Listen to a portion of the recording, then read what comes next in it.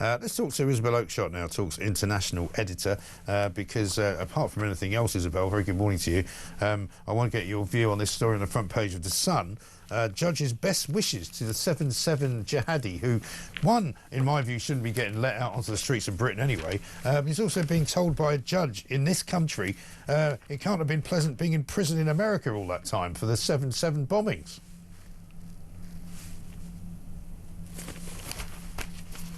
Are you there? Oh, we've just got a bit of freezing going on there. We'll come back to it. Kev from Devon says, Jacob Rees-Mogg for Reform Government Chancellor. Well, do you know, it's funny. He was at the Reform Conference and he was talking about being very happy to help out Reform if they should need any advice on how to run things in government once they are in government. But he doesn't want to become a member of Reform. Gary says this, Mike, if you get the warning message and it's for a tsunami, you will only know it's time to kiss your behind goodbye. Yeah. Well, when it comes to talk of the emergency alert, this from Katie, we were in the pub when the alert went off. The collective decision of all of the locals in the pub was if it had been a real alert, we would lock the doors and get another round in. Very sensible. That's what I like to hear. Alison in South Wales says, morning, Mike. Severance pay is not normally for people who voluntarily resign. Two-tier yet again. Absolutely right. I think we've got Isabel back. Isabel, very good morning to you.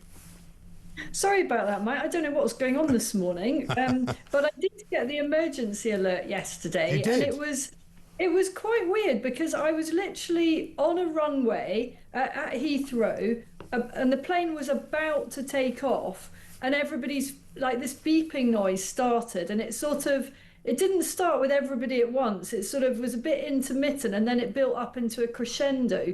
And as you can imagine, people were kind of freaking out a bit because they're like, oh my God, is this some kind of emergency alarm on the plane? You know, we were literally about to take off, taxiing down the runway. So in the case of pretty much everyone on board the plane, it seemed to work, but there was still some going off about 5 or 6 minutes later, which does suggest that it wasn't completely fine-tuned, that everybody got it instantaneously. Well, as you might imagine, Keir Starmer's tweeted out this morning his first tweet of the day about how successful it was, that millions of people actually managed to get the alert. Well, it's not really a government claim, is it, that? Well, I mean, pity poor Keir Starmer. He hasn't got much to say is successful at the moment, so clutching at straws that a beeping noise went off on most people's phones is about as good as it gets this morning, particularly after 1,000 migrants crossed the channel on the first day of the new Home Secretary's job. And I think this is fascinating because Shabana Mahmood is being hyped up as a very hard as nails new Home Secretary, who is prepared to think the unthinkable on the Channel migrants. And it's going to become apparent pretty quickly whether she is or she isn't. Is this just hype? And I don't know where I would put my level of optimism, but I'm hearing so much about they're about to sign a one-in, one-out deal with Germany. Well, if that's what's being hard as nails looks like, then I don't think that's going to make any impact whatsoever. Well, I mean, one in, one France hasn't resulted in anyone out yet. No, I mean, we had 1,097 coming in on Saturday, which happened to be her first day in charge, right? And apparently their first thought this morning is to have a series of meetings with her colleagues to see how to stop the boats. Well, I'm sorry, it's 14 months in now. Surely they should have had 1 or 2 ideas already. It is completely baffling as to why they're only thinking the unthinkable, if they really are, which I don't believe it, today. This isn't a new problem. And I thought that we were reassured time and again that they were, quote, absolutely determined. That phrase always tells you that a politician isn't actually doing anything. They were absolutely determined to do whatever it takes to smash the vile people smuggling gangs. None of it's happened. So we're going to need to see some very, very rapid results from this Home Secretary for anyone to have any confidence. We're just showing, for those who can't see it, some footage of dozens of migrants scrambling into a totally crowded raft. And I'm just thinking of Darren Jones and his claim that the majority of them are women and children. Well, I don't see any women and children at all, actually, in that My but I favourite. do see Darren Jones being promoted. Yeah, my favourite migrant of the day, which hasn't been done for a while, is a guy in the Sun today, Dragos Lucinski, 38 years old, a Romanian people smuggler. He tried to dodge being booted out of Britain by claiming he was in talks to play for Manchester City. Oh, great! That's just marvellous, isn't it? Isn't that grand? Or as Kev would say, isn't that special? I know. It is absolutely unbelievable, isn't it? But 30,000 people having come since the beginning of the year, the biggest, I think, a single amount in this, period up to now, eight and a bit months basically in. We could end up with at least 55, 60,000 before we get to the New Year's Eve, couldn't we? And what we hear is that the new Home Secretary is considering doing something about the European Convention on Human Rights. Considering, as if they haven't had actual years to work out what they were going to do with the ECHR. And the problem, as we all know, is that this is a party dominated by hard left ideologues and human rights lawyers at the very top. And so they're not, I don't think, going to tear up ECHR to withdraw from it, which is the only way we can root and branch, begin to start again on this problem. A little bit of tinkering is only going to lead, I suspect, to more juicy work for lawyers who all they want to do is basically string this out as long as they can. Yeah, I mean, we keep hearing that there's a new, sort of thought process, as you say, the thinking of the unthinkable. Now talking about possibly putting migrants into, military camps without mentioning the word camp, obviously. But a lot of people are already getting in touch with me saying, hang on a minute, if these are currently used military camps, what's supposed to happen to the people that are currently living there? And are they going to be under lock and key? Are they going to be, detained? Or are they just going to be wandering about freely as and when they want? These have to be detention centres. I mean, there is such a facility actually just near Oxford Airport, from they're just almost by where Nigel Farage did that big press conference a few weeks ago in which he talked about mass deportation.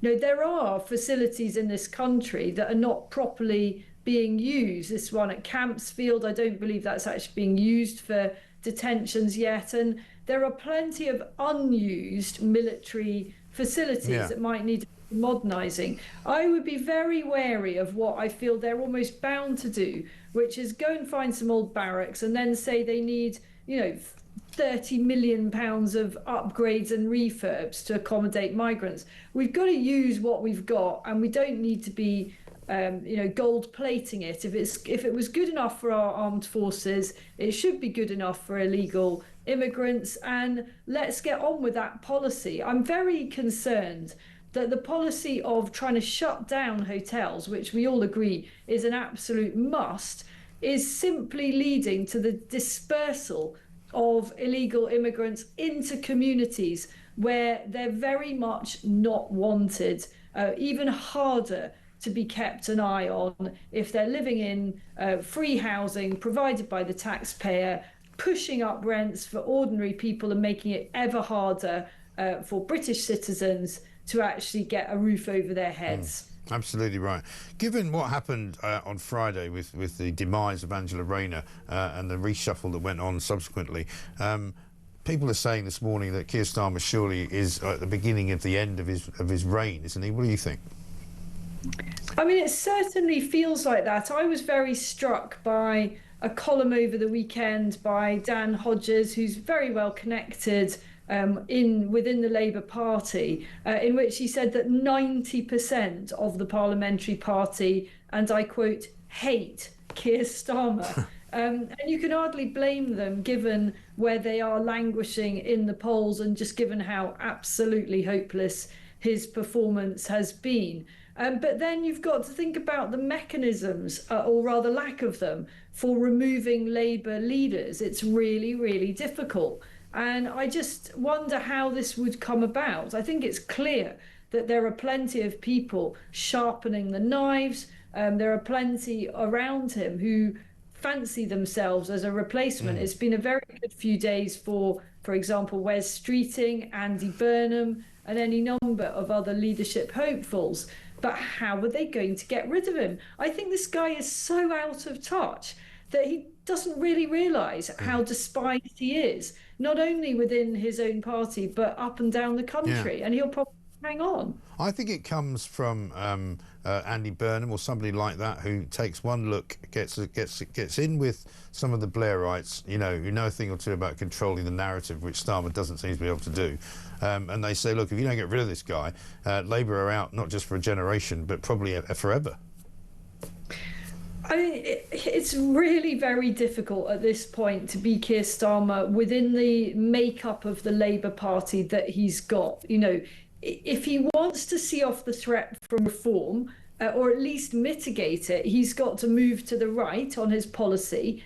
But if he wants to stay in position in the party and remain friends with the unions who control so much, he has to go to the left. And he's just absolutely stuck. And that basically is why we see him effectively doing nothing. Because if he goes one way, then he upsets one faction of the party. If he goes the other way, he upsets the other. So it's easier just to sort of have this stasis and lots of shouting about being determined to do things, but in actual fact, doing nothing at all. Yeah. And this workers' rights bill, I think, will be a real test of that, spearheaded by Angela Rayner. We just heard Andrew Griffiths just now giving an excellent sort of analysis of why it would be such a disaster for British business, which is, the last thing it needs right now is, as he put it, to be mummified in yet more red tape and regulation. But that is what the left of the parliamentary party and the unions are pushing for. Absolutely. Shocking state of affairs. Isabel, good to talk to you. Thank you very much indeed. Isabel Oakeshott, Talks international editor there, reporting in on what she thinks is likely to keep Starmer hanging around for a while.